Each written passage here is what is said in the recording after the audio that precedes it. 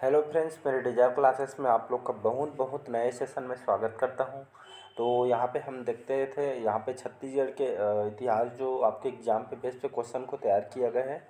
तो लगभग 166 क्वेश्चन हम कवर किए थे पिछले पार्ट में। तो हम यहाँ से 167वें क्वेश्चन से हम आगे बढ़ेंगे, जिसमें हम छत्तीसगढ़ के इतिहास से सारे क्वेश्चन आपके मिडिवल हिस्ट्री से, मॉडर्न हिस्ट्री से और एंशियंट हिस्ट्री से तीनों हिस्ट्री से यहाँ पे जो छत्तीसगढ़ के जितने भी महत्वपूर्ण क्वेश्चन बनेंगे यहाँ से हम कवर करेंगे, जो आपके प्री के लिए बहुत ही ज़्यादा इम्पोर्टेंट है। तो चलिए बढ़ते हैं, क्वेश्चन यहाँ पे देखते हैं। तो 167 क्वेश्चन से आगे बढ़ेंगे। तो डोंडी लोहारा जो दुर्ग किसान हुआ था, इस आंदोलन से जुड़े हुए नेता कौन कौन थे? तो आपके सरयू प्रसाद अग्रवाल, नरसिंह प्रसाद अग्रवाल, एक और दो दोनों, या डी है इनमें से कोई नहीं। तो इसका जो सही ऑप्शन हो जाएगा सी ऑप्शन, ए और दो जो है आपके, ये दोनों सही आंसर हो जाएगा। तो आपका जो है सरयू प्रसाद अग्रवाल और बी है नरसिंह प्रसाद अग्रवाल, ये दोनों आपके डोंडी जो लोहारा दुर्ग किसान आंदोलन हुआ है इसमें जुड़े हुए नेता थे। तो ये दोनों नेता इस आंदोलन से जुड़े हुए थे। तो इसका सी ऑप्शन सही हो जाएगा। तो डोंडी लोहारा दुर्ग किसान आंदोलन से जुड़े हुए नेता सरयू प्रसाद अग्रवाल और नरसिंह प्रसाद अग्रवाल थे, याद रखिएगा। तो इसका सी ऑप्शन सही हो जाएगा। अगला क्वेश्चन देखते हैं, महाकांतार की पहचान किस क्षेत्र से की जाती है? तो महानदी घाटी के क्षेत्र से आपके बस्तर से हवा जंगली प्रदेश या क्षेत्र से, या आपके रायगढ़ क्षेत्र को, या उपयुक्त में से कोई नहीं। इसका जो सही ऑप्शन हो जाएगा बी ऑप्शन, बस्तर से हवा जो जंगली प्रदेश है, या आपके महाकांतार की पहचान यहाँ से इसी क्षेत्र से की जाती है। तो इसका जो बी ऑप्शन सही हो जाएगा। तो महाकांतार की जो पहचान है बस्तर जो सिहावा जंगली प्रदेश से यहाँ से की जाती है। तो इसका बी ऑप्शन करेक्ट हो जाएगा। अगला क्वेश्चन देखते हैं, छत्तीसगढ़ बुनकर सहकारी संघ की स्थापना ठाकुर प्यारेलाल जी के नेतृत्व में कब हुई थी, कौन से सन में? तो 1945 में, 1942 में, 1941 में, डी 1948 में। तो इसका सही जो ऑप्शन हो जाएगा 1945। तो छत्तीसगढ़ में जो बुनकर सहकारी संघ की जो स्थापना 1945 में किया गया था, इसकी स्थापना किसके नेतृत्व में किया गया था, ये इम्पोर्टेंट क्वेश्चन है। तो ठाकुर प्यारेलाल जी के नेतृत्व में हुआ था आपके छत्तीसगढ़ बुनकर सहकारी संघ के कौन से सन में? तो 1945 में। तो डेट को भी याद रखना है और नेतृत्वकर्ता को भी आपको साथ में याद रखना है। नेक्स्ट क्वेश्चन देखते हैं, और यहाँ पे बताना चाहूँगा जो व्यक्तिगत परिचय में जो ठाकुर प्यारेलाल जी हैं, इनका 1909 में सरस्वती पुस्तकालय के इनके द्वारा स्थापना किया गया था। कहाँ किया गया था? तो आपके राजनांदगांव में किया गया था। याद रखिए, राजनांदगांव में सरस्वती पुस्तक के जो स्थापना इनके द्वारा किया गया था कौन से सन में? तो 1909 में।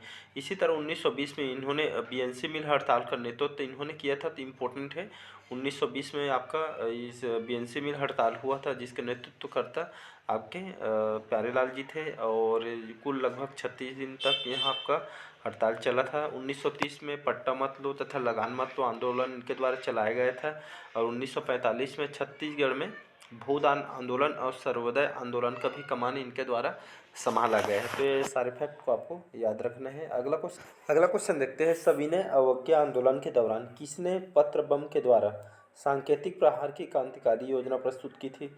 तो श्यामलाल नारायण मिश्र हर्षुल जी ने, रणवीर सिंह शास्त्री जी के द्वारा, जयनारायण पांडे के द्वारा, या डी है परसराम सोनी जी के द्वारा। तो इसका जो सही ऑप्शन हो जाएगा श्याम नारायण जो मिश्र हर्षुल थे इनके द्वारा सविनय अवज्ञा आंदोलन के दौरान इनके द्वारा जो कि पत्र बम के द्वारा सांकेतिक प्रहार की क्रांतिकारी योजना इनके द्वारा प्रस्तुत की गई थी। तो श्याम नारायण मिश्र हर्षुल जी, याद रखिएगा, इनके द्वारा इस क्रांतिकारी योजना प्रस्तुत किया गया था। तो इसका ए ऑप्शन सही।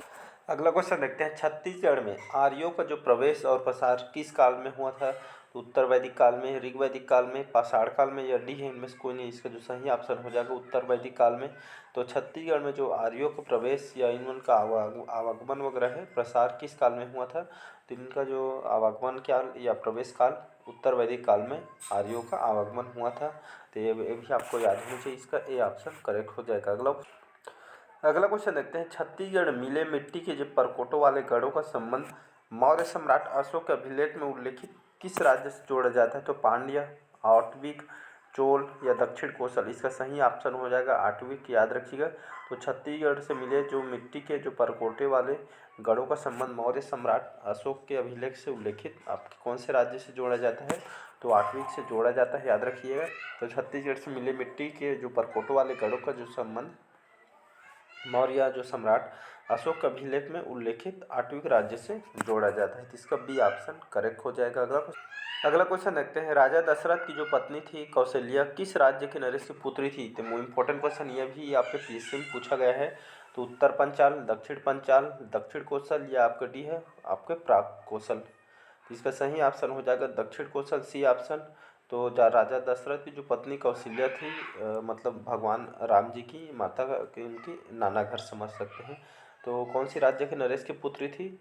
तो ये राजा दशरथ की पत्नी कौशल्या जो कि दक्षिण कौशल राज्य की नरेश भानुमंत की पुत्री थी, याद रखिए। तो भानुमंत के कोई यहाँ पे पुत्र न होने के कारण इनको दक्षिण कौशल राज्य दशरथ के राज्य में मिल गया, अयोध्या का हिस्सा बन गया। उनके जो मतलब यहाँ पे उनके पिताजी जो माता जो भानुमंत थे, इनके कोई पुत्र वगैरह नहीं थे, इसलिए उनके दामाद को यहाँ पे दक्षिण कोशल राज्य दशरथ जी को यहाँ पे राज्य को दे दी गई, फिर अयोध्या के हिस्सा बना उसी समय। तो इसका सी ऑप्शन दक्षिण कौशल हो जाएगा। अगला क्वेश्चन देखते हैं, दक्षिण कौशल में महात्मा बुद्ध के आगमन एवं 3 माह तक श्रावस्ती में निवास का जो उल्लेख कहाँ पे मिलता है।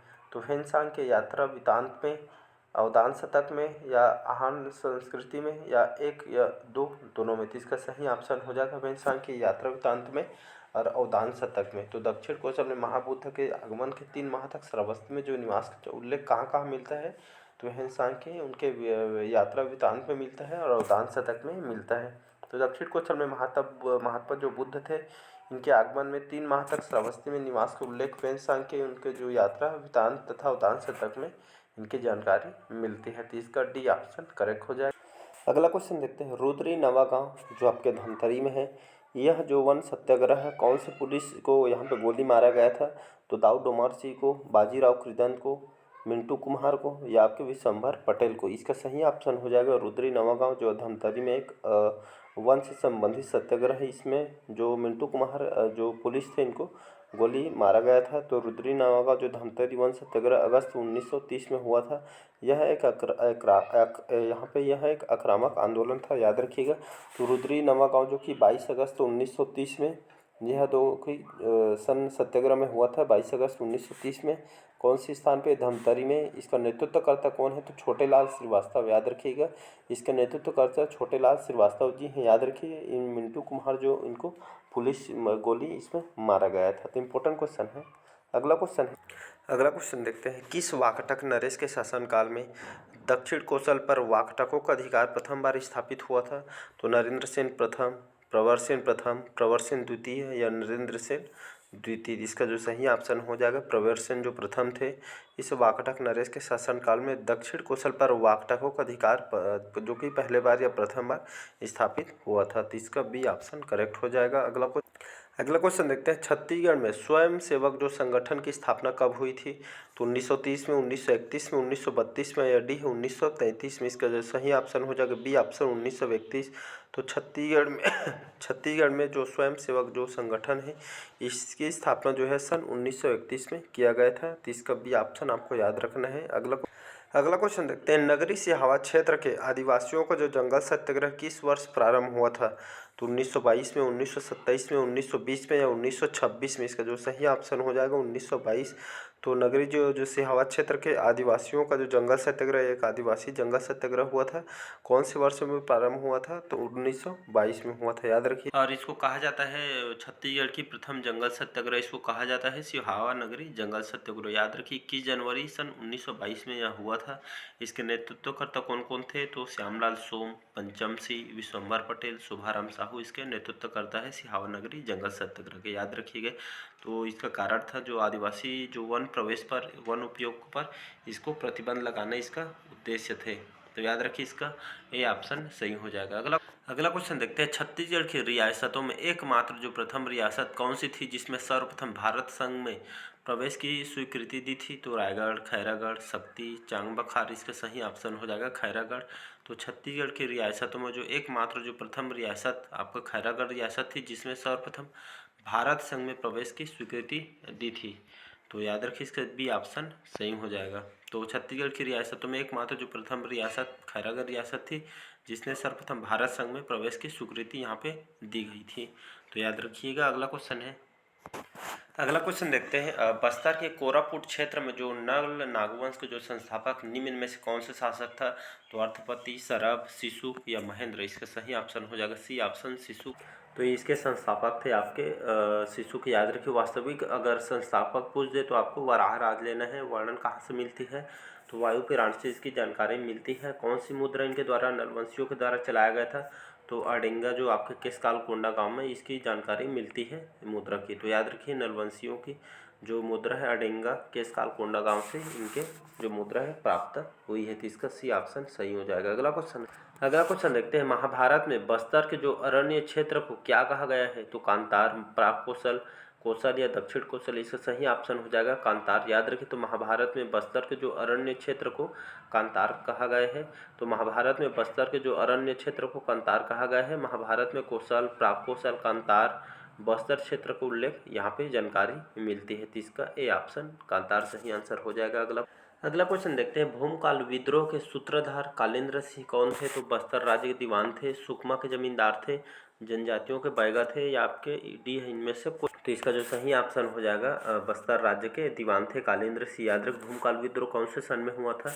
तो भूमकाल विद्रोह आपके फरवरी 1910 में पूछा गया पीएससी में क्वेश्चन को। तो भूमकाल विद्रोह फरवरी 1910 ईस्वी में हुआ था। शासक कौन थे? तो रुद्र प्रताप देव इसके शासक थे। नेतृत्वकर्ता कौन थे? तो गुंडाधुर जो नेतानार के जमींदार थे और गुंडाधुर इसके नेतृत्वकर्ता हैं। याद रखिएगा। और यहाँ पे जो दीवान थे बैजनाथ पांडा जी इसका जो कि बैजनाथ पंडे इसके यहाँ के दीवान थे। भूमकाल विद्रोह के उद्देश्य क्या था? तो स्थानीय जनता की जो उपेक्षा, शोषण, वनों का उपयोग और शराब बनाने में इसका प्रतिबंध का विरोध करने इसका उद्देश्य था। तो याद रखिए इसका ए ऑप्शन सही हो जाएगा। अगला क्वेश्चन देखते हैं। मराठा शासन द्वारा गैर कृषक जो वर्ग से लिया जाने वाला कर कौन सा था? तो शायर, टकोली, कलाली या पंडरी? तो इसका सही ऑप्शन हो जाएगा पंडरी। याद रखिएगा। तो यह जो मराठा शासन के द्वारा जो गैर कृषक होते थे तो उन वर्गों से लिया जाने वाला एक प्रकार का कर था जिसे पंडरी के नाम से इसको जाना जाता था। याद रखिएगा। तो मराठा शासन द्वारा जो गैर कृषक से लिया जाने वाला पंडरी था।